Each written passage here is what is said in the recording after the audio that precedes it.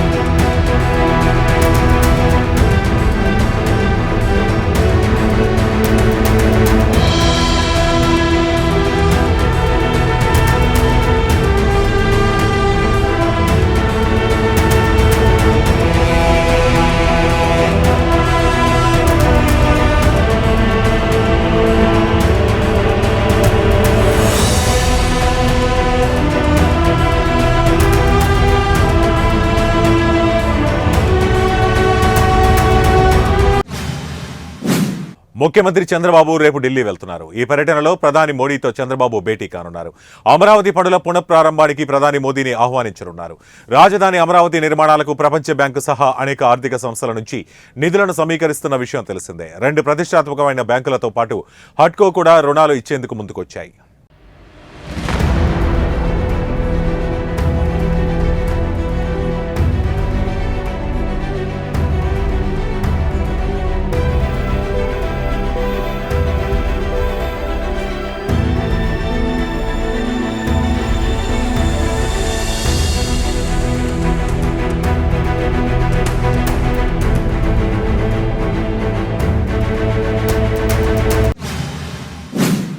తెలంగాణ ప్రభుత్వం శాసనసభలో కీలక బిల్లులను ప్రవేశపెట్టింది. బీసీలకు విద్య, ఉద్యోగాలు 42% రిజర్వేషన్లు కల్పిస్తూ ఒక బిల్లు, ఎస్సీ వర్గీకరణ, దేవాదాయ చట్ట సవరణపై మరో 2 బిల్లులను ప్రవేశపెట్టారు.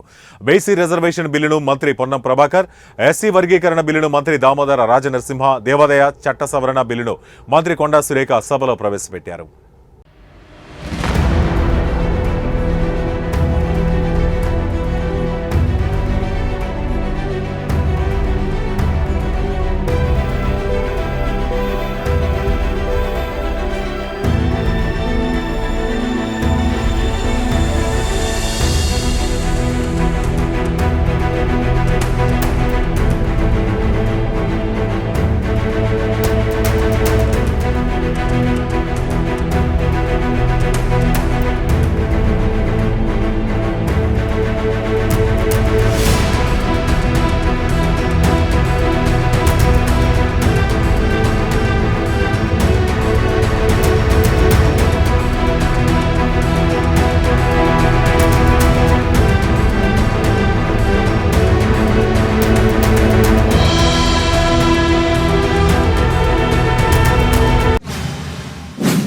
ఏపీ ఉపాధి హామీ పథకంలో గత వైసీపీ ప్రభుత్వ హయాంలో భారీగా అవినీతి జరిగిందని డిప్యూటీ సీఎం పవన్ కళ్యాణ్ అసెంబ్లీలో ఆరోపించారు.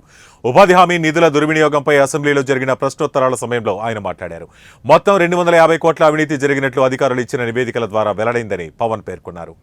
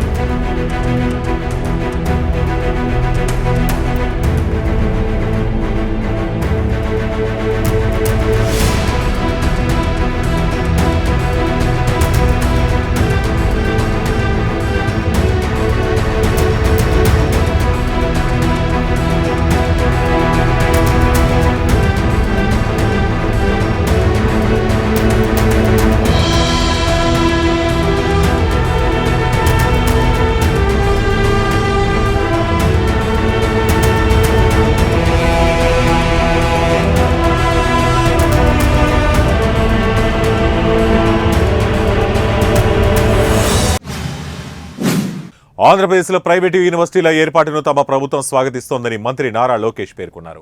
తమ ప్రభుత్వం గతంలో ప్రస్తుతం కూడా గ్రీన్ఫీల్డ్ యూనివర్సిటీల ఏర్పాటును ప్రోత్సహిస్తోందని స్పష్టం చేశారు. ఇందులో భాగంగా తీసుకొచ్చిన యూనివర్సిటీల చట్టం ప్రైవేటు యూనివర్సిటీల ఏర్పాటుకు అనుకూలంగా ఉందన్నారు.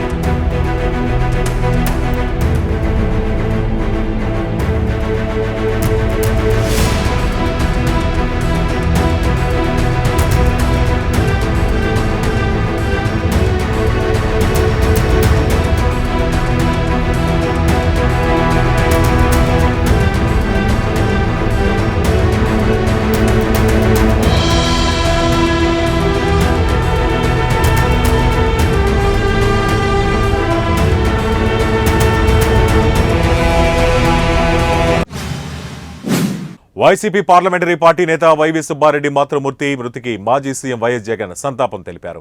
వైసీపీ పార్లమెంటరీ పార్టీ నేత వైవి సుబ్బారెడ్డి తల్లి పిచ్చమ్మ మృతి పట్ల వైఎస్ జగన్మోహన్ రెడ్డి దిగ్భ్రాంతి వ్యక్తం చేశారు. సుబ్బారెడ్డి కుటుంబ సభ్యులకు తమ సంతాపాన్ని తెలియజేశారు.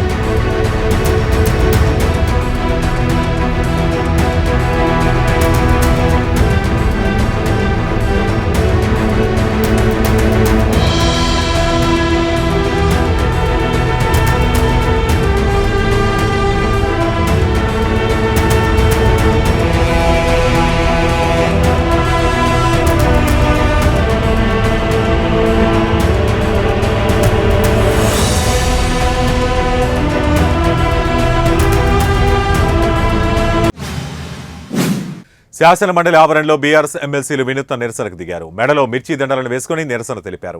ఎమ్మెల్సీ కవిత, మాజీ మంత్రి మహమూద్ అలీ మిర్చి దండలు వేసుకుని ప్రభుత్వానికి వ్యతిరేకంగా నినాదాలు చేశారు. మిర్చి రైతుల సమస్యలు పరిష్కరించాలని, క్వింటా మిర్చికి 25,000 రూపాయలు గిట్టుబాటు ధర కల్పించాలని ప్రభుత్వాన్ని డిమాండ్ చేశారు.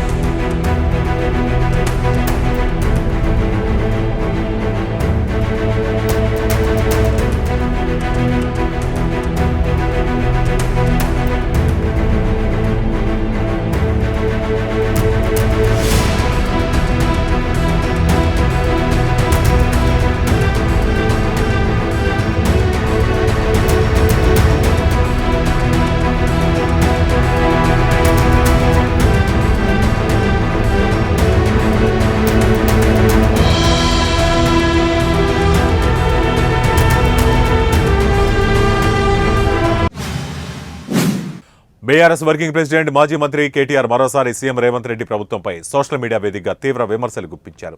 ఇసుక మాఫియాపై వస్తున్న వార్తల పట్ల ఆయన ఎక్స్ వేదికగా స్పందించారు. ఈ నేపథ్యంలో రాష్ట్రంలోని కాంగ్రెస్ సర్కార్పై ధ్వజమెత్తారు.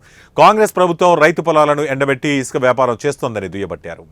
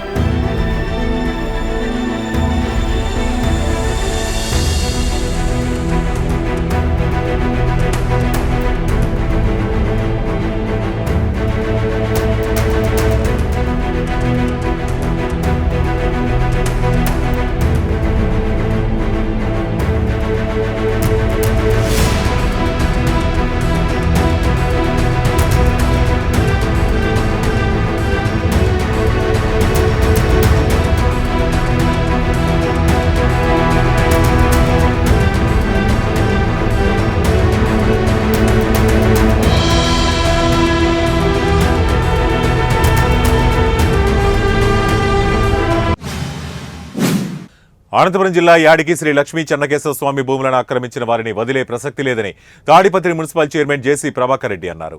దేవాలయ భూముల్ని ఆక్రమించిన 1100 ఎకరాలు ఏమయ్యాయని ప్రశ్నించారు. దేవుడి భూముల్ని ఆక్రమించిన వారిని వదిలిపెట్టే ప్రసక్తే లేదన్నారు.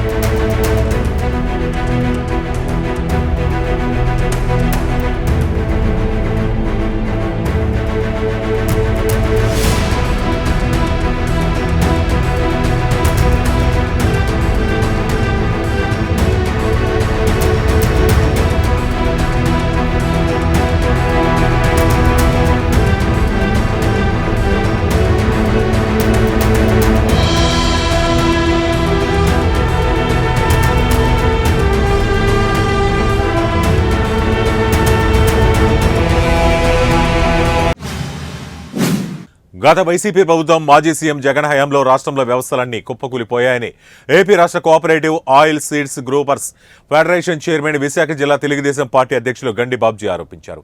విశాఖ నగరంలోని జిల్లా తెలుగుదేశం పార్టీ కార్యాలయంలో గండి బాబ్జీ సమావేశం నిర్వహించారు. కేంద్ర ప్రభుత్వ సహకారంతో రాష్ట్ర అభివృద్ధికి సీఎం చంద్రబాబు కృషి చేస్తున్నారన్నారు.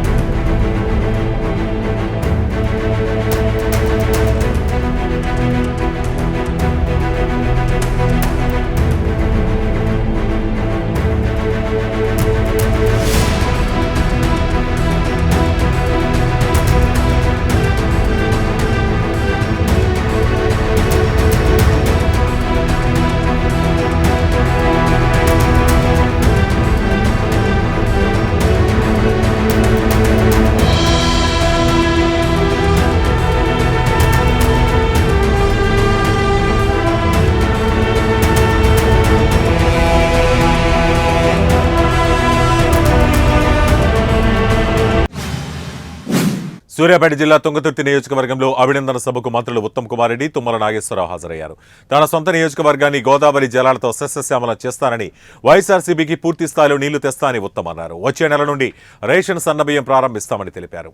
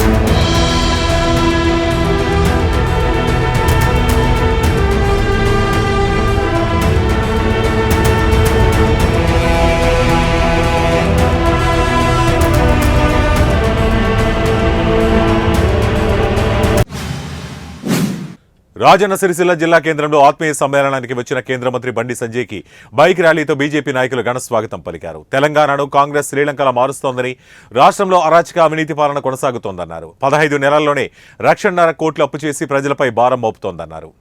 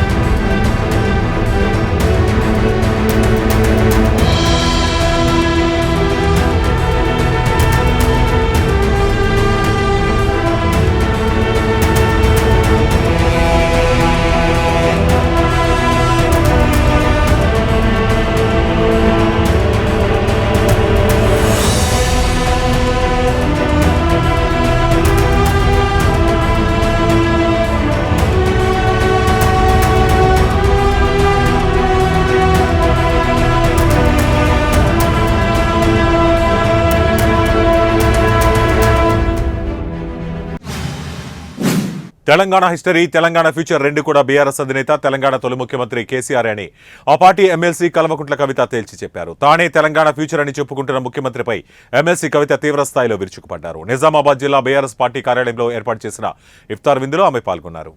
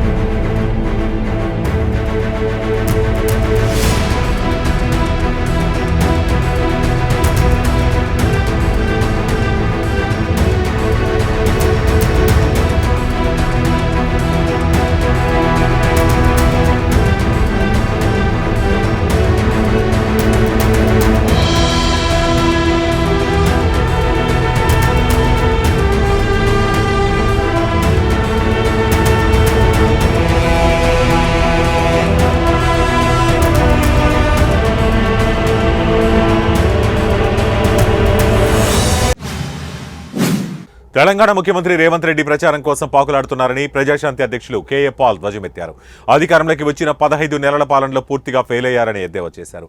ప్రజలు కాంగ్రెస్ పార్టీని గెలిపిస్తే రేవంత్ రెడ్డి భారతీయ జనతా పార్టీని గెలిపిస్తున్నారని మండిపడ్డారు.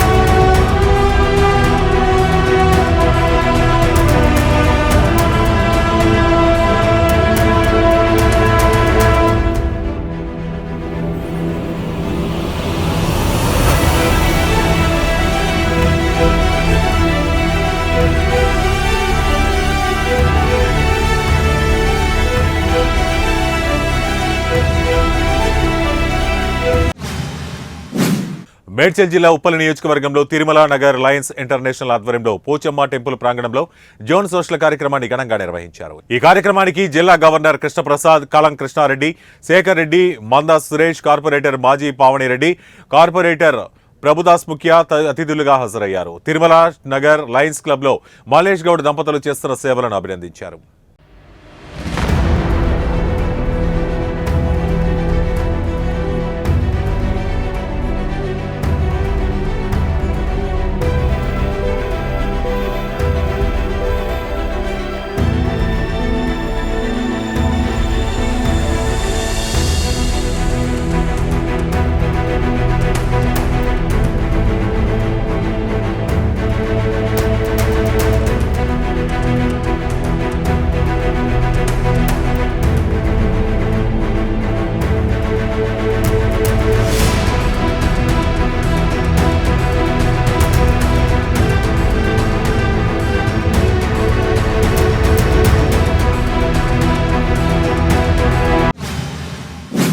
అన్నమయ్య జిల్లాలో 10వ తరగతి పరీక్షలు ప్రశాంత వాతావరణంలో జరిగాయి. పీలేరులో 9వ పరీక్ష కేంద్రాల్లో పరీక్షలు నిర్వహించారు.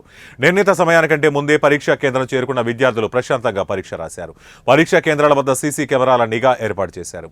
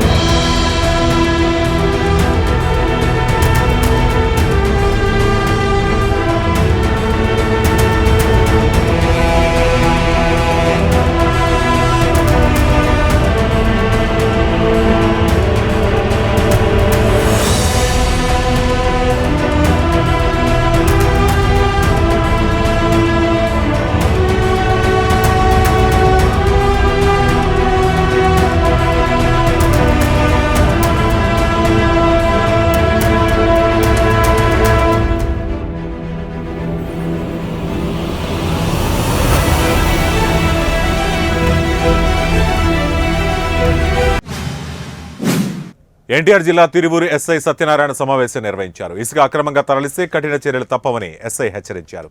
విజయవాడ నుండి తిరువూరు ఇసుక టిప్పర్లు ఎటువంటి అనుమతులు లేకుండా తెలంగాణ రాష్ట్రానికి తరలిస్తున్నారని ఆరోపించారు.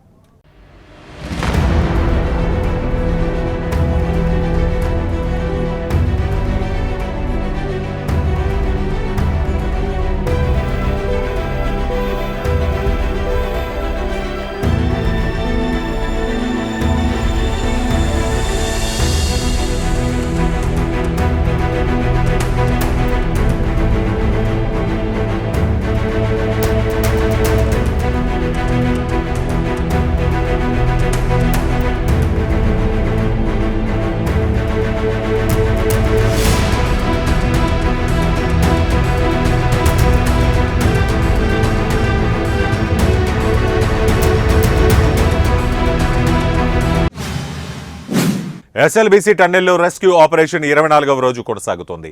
మనుషులు వెళ్లలేని ప్రాంతంలోకి రోబోలతో రెస్క్యూ ఆపరేషన్ నిర్వహిస్తున్నారు. టన్నెల్లో మనుషులు వెళ్లలేని D1తో పాటు చివరి ప్రాంతంలో మట్టిని తవ్వేందుకు రాళ్లు, శిథిలాలు ఎత్తిపోసి బయటకు తరలించేందుకు రోబోలను ఉపయోగించేందుకు అన్ని ఏర్పాట్లు చేశారు. అయితే ఘటనా స్థలంలో నెట్వర్క్ ప్రాబ్లం ఎదురవుతోందని, నెట్వర్క్ సమస్యతో అంతరాయం ఏర్పడుతోంది.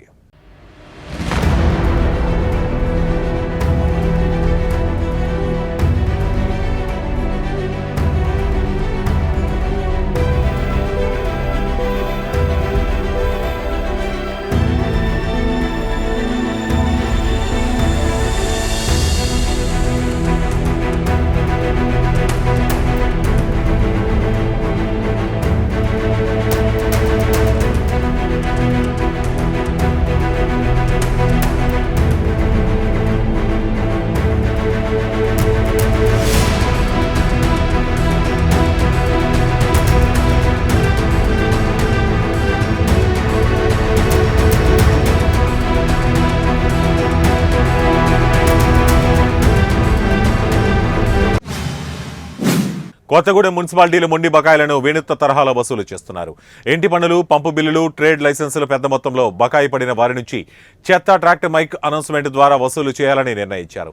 దుకాణం ఎదుట బకాయిలు చెల్లించాలని ఫ్లెక్సీ ఏర్పాటు చేయడమే కాకుండా చెత్త ట్రాక్టర్లను నిలిపి మున్సిపల్ బకాయిలు చెల్లించే వరకు మైక్ ద్వారా అనౌన్స్ చేశారు.